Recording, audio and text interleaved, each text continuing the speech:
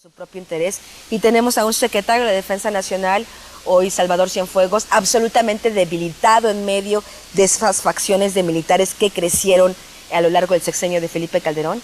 Tenemos una policía federal absolutamente corrompida.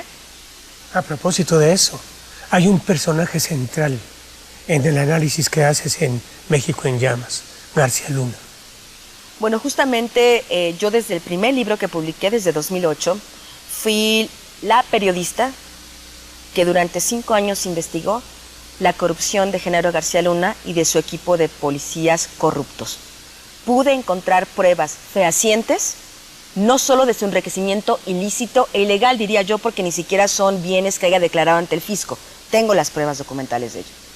No se sacó la lotería, no tenía que ver con su sueldo, es un dinero que quién sabe de dónde sacó, pero no lo declaró ni siquiera fiscalmente. Eso ya es un delito, independientemente de dónde pueda provenir ese dinero, que es algo que tendría que investigarse. Pero este grupo de policías es una mafia que ha permanecido en México, y digo ha permanecido porque hasta el día de hoy siguen incrustados en el sistema policíaco, aunque García Luna, Luis Cárdenas Palomino, Facundo Rosas Rosas y todo esto séquito de policías corruptos ya no esté formalmente en la Policía Federal, bueno, ya ni siquiera exista en el papel la Secretaría de Seguridad Pública Federal.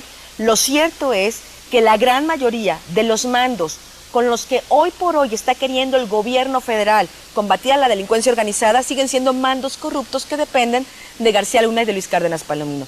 Quizá esta policía corrupta de más de 40,000 elementos que están en todo el país, que le vendieron su placa y su uniforme al crimen organizado, sea uno de los peores legados que haya dejado Felipe Calderón para México.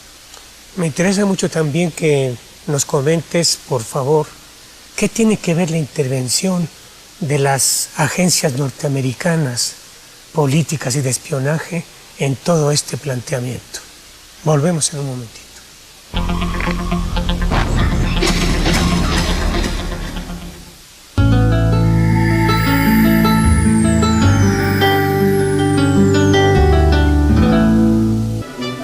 En esta temporada, la Orquesta Filarmónica de la UNAM te ofrece un concierto extraordinario con motivo de la Gala Verdi. Orquesta Filarmónica de la UNAM, bajo la batuta de Enrique Patrón de Rueda, con la soprano Elizabeth Blanchet Biggs, a las 12 horas, en vivo desde la Sala Nezahualcóyotl, aquí, en el Canal Cultural de los Universitarios. ¿No quieres? No, apenas es mediodía. Aquí, en París, ya son las 10. Una comedia para los que aman hacer trampa. ¡Mis actores están matando! Elena Azuela, Anabel Ferreira, Víctor García, Lalo España, Rebecca Jones y muchos más en Tercera Llamada, solo en cines.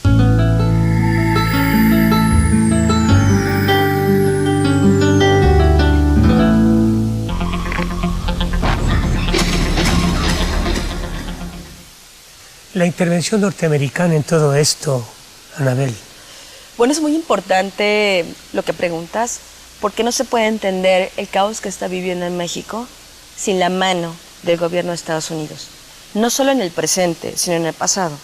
En el libro de los señores del narco, yo pude documentar fehacientemente, con documentos que hay incluso en las Cortes de Estados Unidos, en las Cortes Federales de Justicia de Estados Unidos y en el propio Congreso de Estados Unidos, cómo en la década de los 80 la CIA ayudó a que los cárteles mexicanos, que entonces eran pequeños, medianos por llamado de alguna manera, únicamente se dedicaban al trasiego de marihuana y heroína a Estados Unidos en una pequeña escala, cómo los conectó con el ya poderoso Pablo Escobar Gaviria, y cómo esa conexión entre los cárteles mexicanos y Pablo Escobar es una conexión que cambió para siempre la faz del comercio de drogas en toda Sudamérica. ¿Y qué propició esa conexión? Esa conexión lo que propició es que estos grupos criminales tuvieran más dinero en México para corromper a las autoridades, y poco a poco fueron devorando al Estado mexicano hasta hoy tener el territorio nacional de México dividido en grandes fracciones,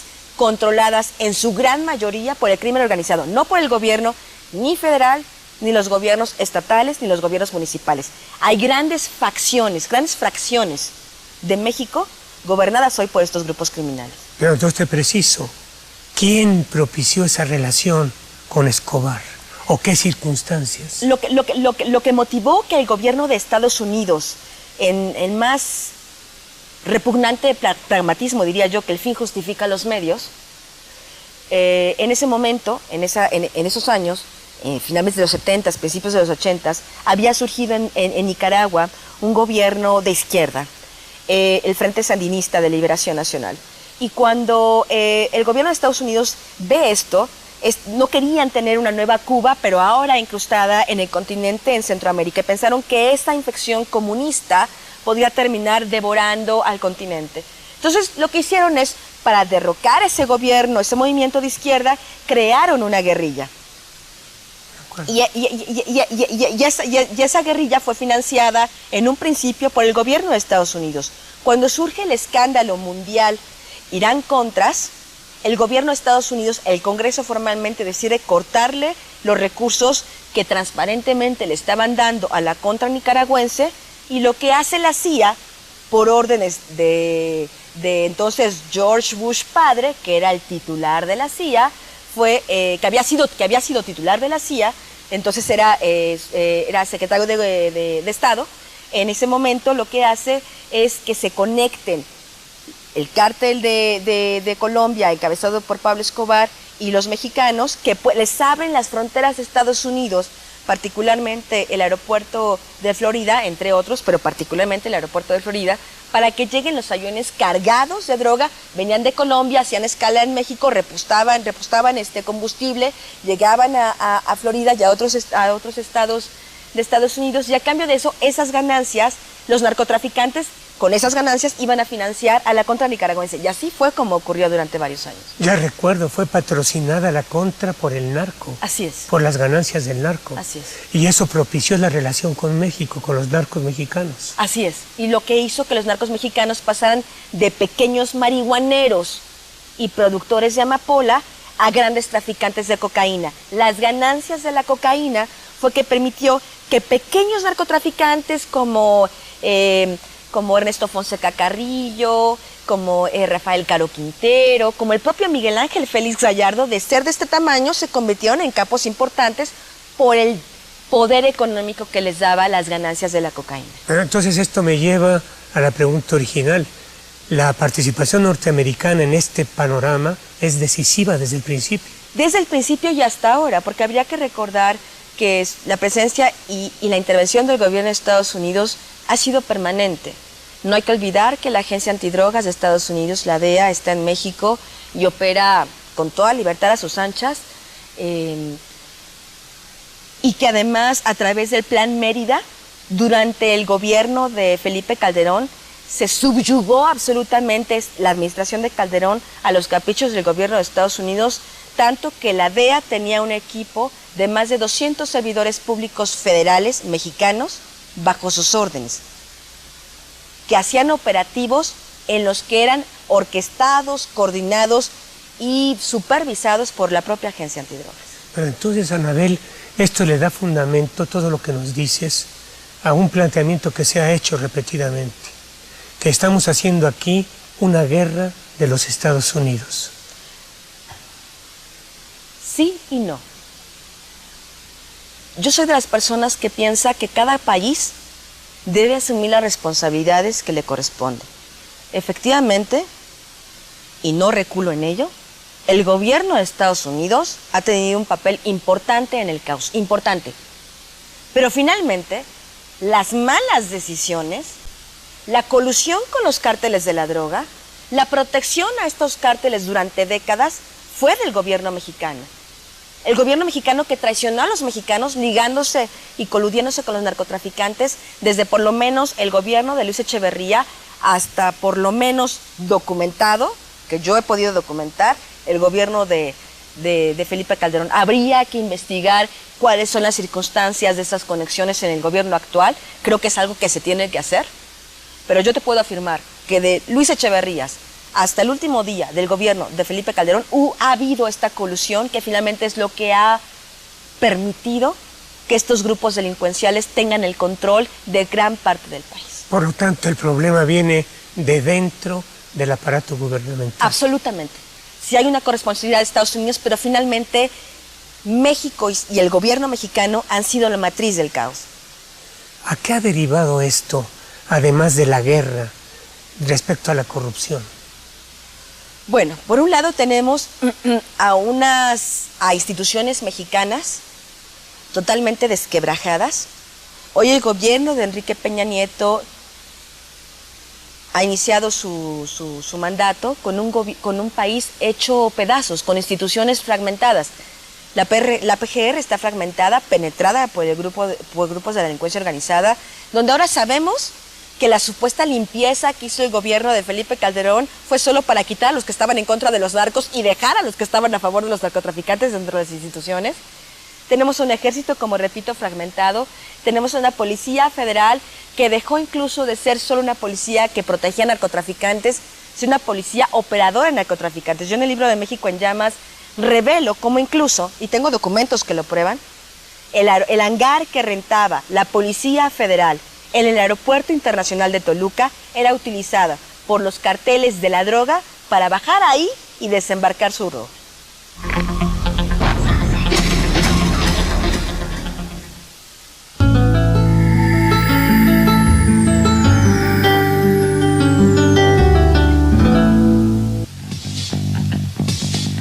La ONU calcula que existen aproximadamente 150 millones de niños en situación de calle en el mundo. Y algunas veces nos quieren humillar. No tengo papeles. Cuando me salí de mi casa me salí sin nada. La serie Nosotros, los otros, presenta Los derechos de los niños. Viernes, 20 horas. Quiero hacer una maestría en ingeniería fuera de México. Quiero una beca para mi maestría en ciencias políticas. Estudiar una maestría en el extranjero sí es posible. La Fundación Mexicana para la Educación, la Tecnología y la Ciencia te brinda apoyo educativo con financiamiento, becas y convenios de descuento para estudiar tu maestría en las mejores universidades del mundo. Contáctanos y comienza a cumplir cada una de tus metas. FUNED, creando líderes que apoyan a futuros líderes.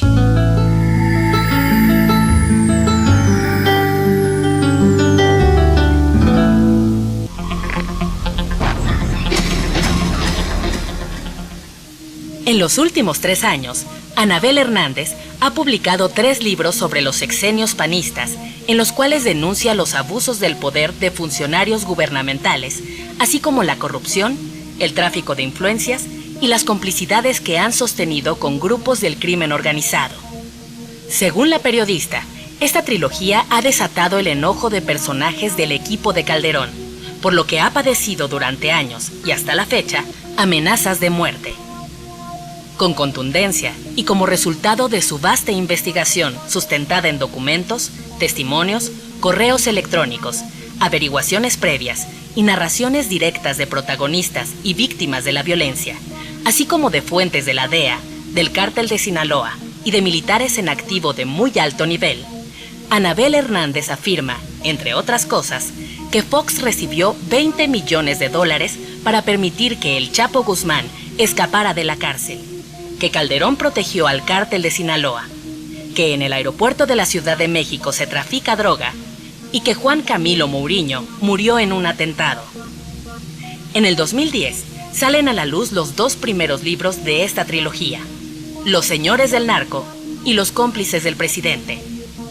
En el primer libro, la periodista afirma que los señores del narco no son únicamente los jefes de los cárteles, sino otros personajes protegidos desde la legalidad como empresarios, senadores, diputados, secretarios de Estado y hasta expresidentes.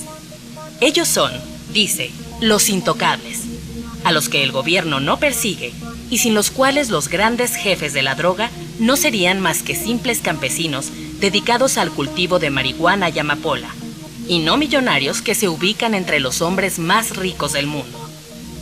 En Los cómplices del presidente, segundo libro de esta trilogía, señala a funcionarios calderonistas del nivel jerárquico de Genaro García Luna, ex encargado de la Agencia Federal de Investigación, AFI, durante la administración foxista y secretario de Seguridad Pública del sexenio pasado, al que llevara investigando durante más de 6 años, como los responsables de la multiplicación de cárteles de la droga, así como del gran poder que han adquirido algunos de sus jefes. En su más reciente libro, México en llamas, el legado de Calderón, publicado el año pasado, señala que Felipe Calderón será recordado en la historia como el presidente de los 60,000 muertos, el que destruyó el PAN, el que dejó un país repleto de células criminales, grupos de mercenarios y diversos cárteles de la droga, y como el responsable de la violencia permanente en la que vive México, vinculada a secuestros, asesinatos y extorsiones. Ese es el legado de Calderón, afirma la periodista. Ya mencionabas algo hace unos minutos, pero el México de nuestros días, con el nuevo gobierno, ¿qué ocurre con lo que podemos esperar? Ese fue justamente el principal propósito del libro de México en llamas. Por un lado, la gente piensa, bueno, Felipe Calderón ya no está, ya está lejos, ya eso ya de por sí ya es ganancia. Ya hasta tiene amnesia. Sí, ya hasta tiene amnesia, ¿no? Nos manda mensajitos, saludos desde Harvard, que más parecieran insultos, ¿no? Burlas. Una ex primera dama que viene a decir a México que gracias a Calderón estamos mejor que nunca. No sé en qué planeta vivió esta familia que indolentemente permitió que más de 70,000 mexicanos fueran ejecutados, 25,000 desaparecidos y más de 200,000 familias tuvieron que emigrar, huir de sus hogares de la violencia. Pero por eso es importante el libro, porque aunque estos personajes ya no están ahí, el legado, el terrible legado, permanecerá no por un año ni dos. El proceso de descomposición de México, que terminó por gestarse, por tener su punto climático tal vez el sexenio pasado, va a continuar en ascenso. ¿Qué es lo que encontramos hoy? ¿Cómo es que yo veo hoy a México? ¿Qué es lo que yo retrato en el último capítulo de México en llamas? Que es justamente, trágicamente, lo que hoy está pasando. Y lo sé no porque tenga una bola de cristal, lo sé porque soy una periodista de investigación. Llevo más de 20 años ejerciendo el periodismo. He consultado, he investigado, he hablado incluso con gente de la delincuencia organizada. Tengo en mi poder bancos de datos importantes del gobierno federal. Tengo el listado de todos los 25,000 desaparecidos, uno por uno, nombre por nombre, lugar por lugar, y sé de lo que estoy hablando.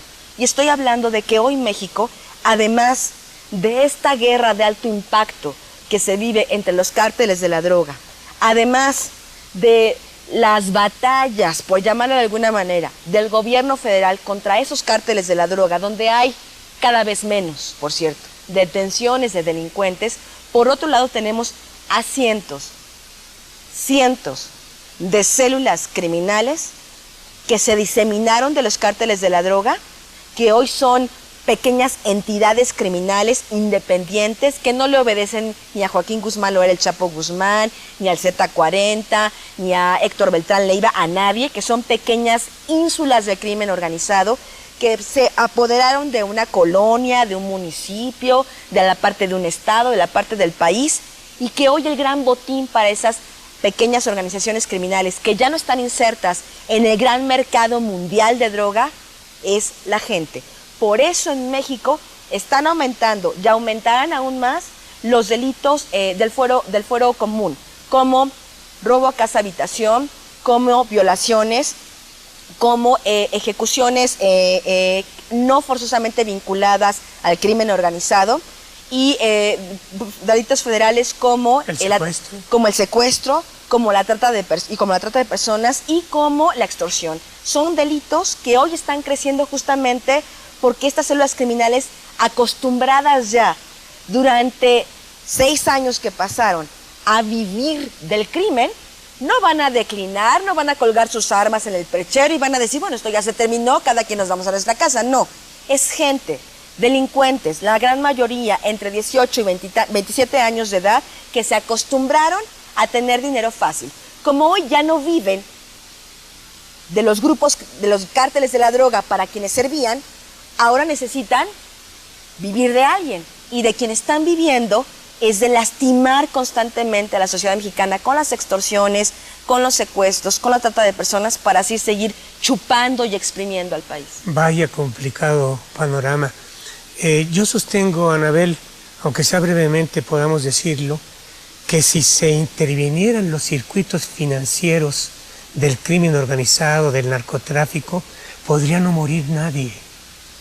pero no se hace. Esa parte de allá arriba del dinero está intacta, intocable.